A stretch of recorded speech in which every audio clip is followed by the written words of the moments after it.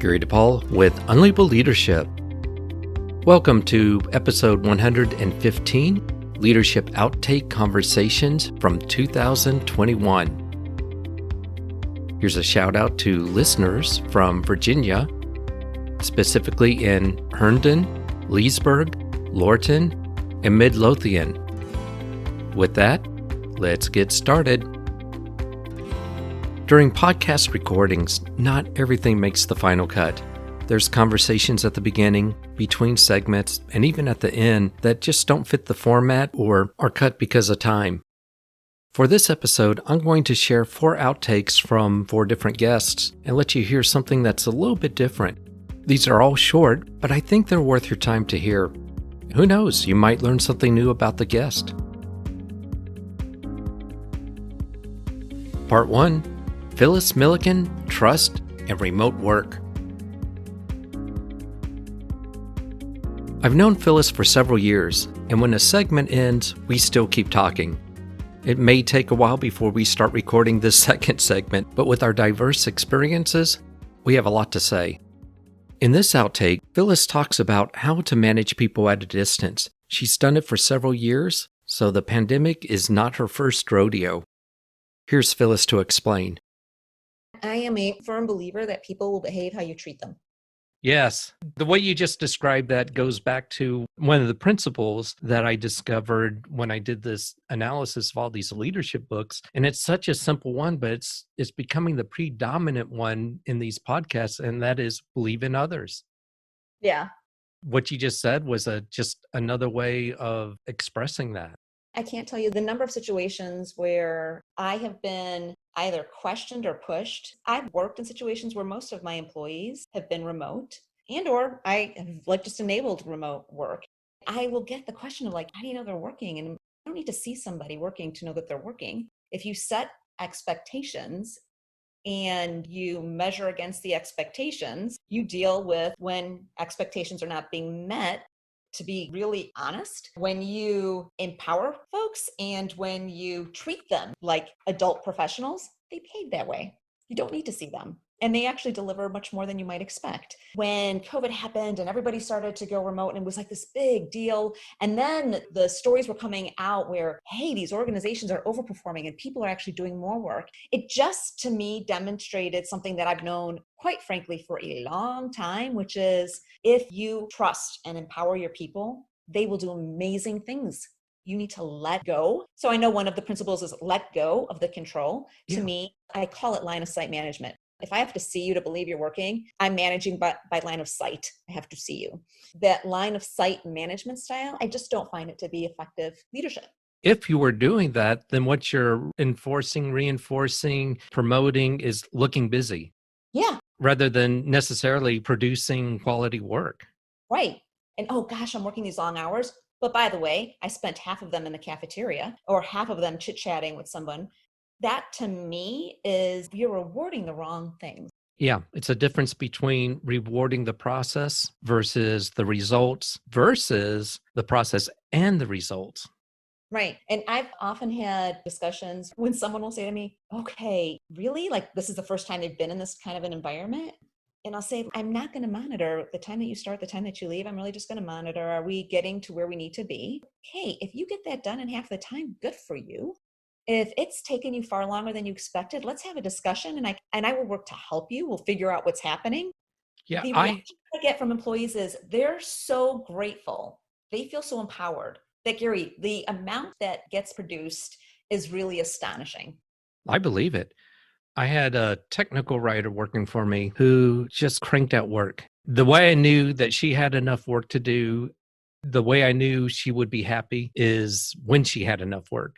If she came to me and said, Gary, I don't have enough to do, I scramble because I know her motivation, her personal reward, what gets her up in the morning is being able to be creative and generate stuff. So that was this one person. She came to me and said, I need more work. But I think to your point, I don't need to watch a person virtually, remotely, monitor their clicks. I just need to be in touch with them and see the results of their work and just hear from them, Yeah. And be available to them if they need you. Provide the mentoring and coaching and guidance that they need and support. And there are the occasions where there's some that they don't rise to the occasion. And you have to have the challenging conversations, but genuinely, that is the minority. And I would rather do those few discussions, and the vast majority is benefiting and feeling empowered and enjoying what they're doing than putting the lockdown on everybody. Now you've got the majority that's miserable, and the minority is kind of in a little comfort zone because they're not really being held accountable.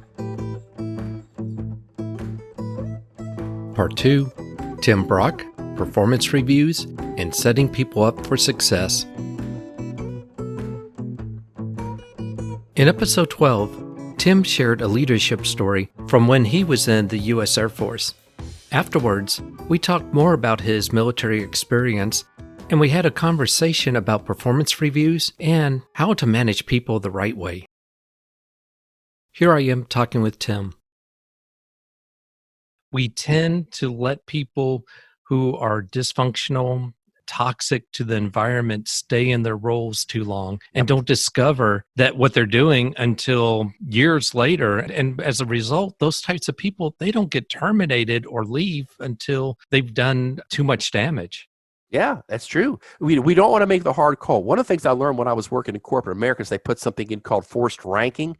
The evaluations where you had to rate everybody from a 1 to a 4, and the 4s were the ones that were usually eliminated first, and you had to give rankings like on a Bell scale, even though in my department that I was in charge of, I was the manager of their science of learning and performance improvement global initiatives, is all my people were handpicked, cream of the crop, but I still had to have people that were given below standard marks. And I said, that ain't right. That's just not right. They said, well, everybody's got to belly up to the bar. And they said the reason why this forced ranking thing comes into play is because managers would not make the hard calls. Everybody was above average at Lake Wobegon, in their organization. That was a forced type of situation. And that happens a lot in organizations. When I was in the Air Force, I had a situation where I had a captain who worked for me. There were some issues. He was just not exceeding. He was just not getting the job done. And a commander came to me one time and he said, we were talking about it. This is a different commander. And he says, Captain Brock, he says, something I learned a long time ago. He says, some people can play racquetball and some people can't. Some people can golf and some people can't. This captain right now is we have him in a position where he cannot excel. What we got to do is we've got to remove him from the situation because he knows he's not performing. He's frustrated. We got to remove him from this situation and put him in a position where he can perform and excel. And he'll be happier there. And that's what we did. That's one of those things that he's right. We're doing someone a favor when we're removing them from a situation where they're failing and putting them in a position where they can be successful. That's what good leaders do by knowing their people. Part 3, Lisa Wicker, Dr. W. Edwards Deming, and the end of the performance review. Not only does Lisa know a lot about performance improvement, she's the author of the book Capacity and has dedicated a lot of her career to supporting women in the workplace. If you look up her book, you'll read this amazing sentence. Here it goes. Dr. Lisa Lindsay Wicker encourages women to take back their power, give themselves permission to win, develop their voice, be true to themselves, and get clear about personal career visions. Before becoming the CEO and publisher of Career Mastered magazine, and before her experience at Lowe's, Lisa worked in the manufacturing industry, and while working there, she met someone named Deming. Here's Lisa with her story. You're the second person that's brought up Deming, except you're the only person I know that has met him. Yeah, no, I worked with him. I used to escort him to and from different offices and meetings and work with him on the red bead experiment. And yeah. Oh my gosh, yes. I interviewed Guy Wallace and he brought up the red bean experiment. Yeah. Dr. Deming was amazing. He was a charmer, but I liked him. I learned a heck of a lot. I mean, just being in his presence was, a privilege. But working at Powertrain during those years, we had Dr. Duran. I met him. I didn't work with him, but I met Dr. Duran because I took his classes. Mm. And then Deming came in because of the quality war we were having with powertrains, that they wanted the leadership team to understand, his way of ensuring that we could have quality within our organization. And the one thing I learned from him that I even gave to my kids had to do with the difference between intrinsic and extrinsic motivation. He taught that extremely well. I taught my kids and my teachers, I stayed on them, and the teachers that were teaching my kids, you can't teach my kids without finding out what intrinsically drives them first, so that they can then work on the external part of what you're trying to get to them. And that's what he taught. Is intrinsically, we weren't going to improve until we understood that everybody won't have a great day. Some days are better than others.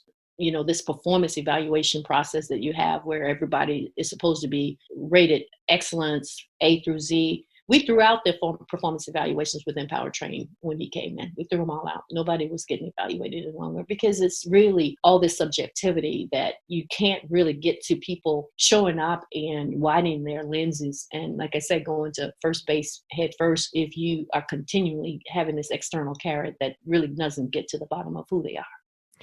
Wow, that is on the forefront, cutting edge, and it sounds like it was years before this big trend with Accenture, Google, I think it was Google, and a few others that just said, okay, we're going to do away how we do performance improvements. Yeah, this was 1992. Today, if only some of the little things that we did were used. Oh my gosh. Yeah, with other organizations. Yeah, absolutely. Part 4. Kevin Jordan and the Power of Generational Intersectionality. Kevin Jordan coaches business professionals from all over the world, both in person in San Francisco and virtually. Before he started his coaching career, he worked in an organization where he was in charge of the onboarding experience. After the recording session, Kevin and I talked about the experience of working with multiple generations, and we talked about some of the limited thinking that goes with that.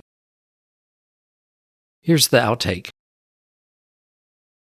As I was reflecting on preparing for your show, one thought that kind of kept popping up to me was really this power of what I call the generational intersectionality, right? So we hadn't had these early career folks in our department, so you had these folks coming out of college and graduate school, coupled with kind of mid-career to later career, and this convergence of curiosity, knowledge transfer, and the desire for professional growth among and between the generations.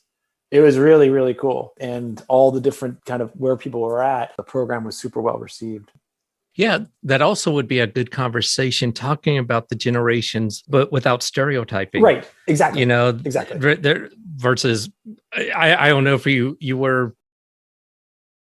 when all the talk about millennials came out, all these HR groups came out and talked about, here's what millennials want, here's what they need. And they would stereotype them, right? Which is so ironic, because in HR, you're taught not to stereotype, yet when it comes to millennials, well, sure, someone with disabilities, you never would want stereotype someone who has a disability, but it's okay with millennials. That's right. Well, it's different. I'm a Gen Xer, so I'm supposed to be angry and wearing plaid and listening to grunge all the time. So yeah, I mean, when you treat anything like a monolith, you get what do you expect? You get very limited thinking.